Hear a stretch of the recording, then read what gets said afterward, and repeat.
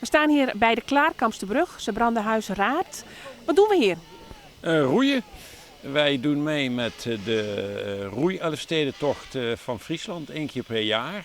En wij zijn hier met nu in dit geval 1 boot van 12 roeiers, waarvan er nu 3 in de boot zitten. En dan hebben we 28 wisselpunten om de 208 kilometer van de Friese Elfsteden roeimarathon te roeien. Ja, je zegt roeien. Hoe zit dat? Nou, het roeien is toch iets anders dan zeg maar met de hele familie. Het is een roeibootje met een bewegende zitting, waarbij je echt op je benen moet drukken om flink kracht te kunnen zetten. Ja, want als ik eens even kijk, 208 kilometer, dat is gewoon ontzettend end, hè? Ja, dat klopt ook. En daarom hebben wij het in 28 stukjes opgeknipt. Dus wij gaan ze straks ook eventjes ons team verwelkomen, halen we binnen met pikhaken en dan zo snel mogelijk wisselen. En dan gaat er een ander team weer verder. Wat maakt deze marathon zo speciaal dat jullie elk jaar weer terugkomen? Nou, het speciale is natuurlijk het avontuur. Het leuke is ook dat je met een heel team komt. Hoe belangrijk is het wedstrijdelement in deze tocht voor jullie?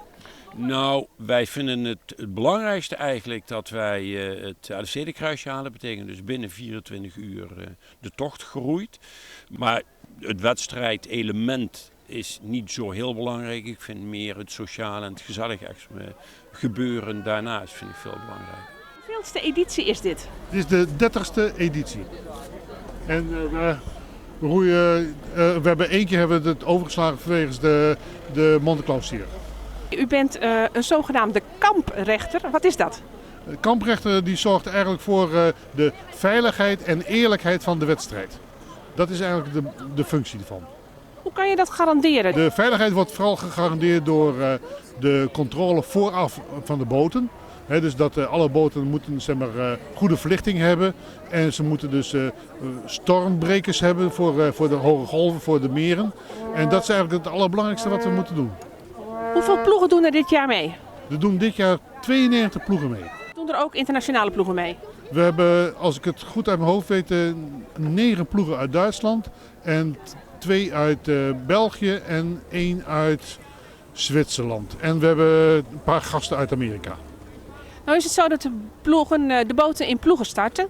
Hoe gaat het dan met de rekening als het gaat om het wedstrijdelement? Nou, ze starten allemaal met een tijdverschil van 15 seconden. En er is gewoon een tijdwaarneming voor de starttijd. En bij de finish nemen we ook weer de tijd op. Wanneer is de tocht voor u geslaagd? De tocht is eigenlijk geslaagd als iedereen weer veilig thuis is. En ze hoeven niet eens allemaal binnen, maar als er geen ongelukken gebeuren. Dat is het belangrijkste voor ons.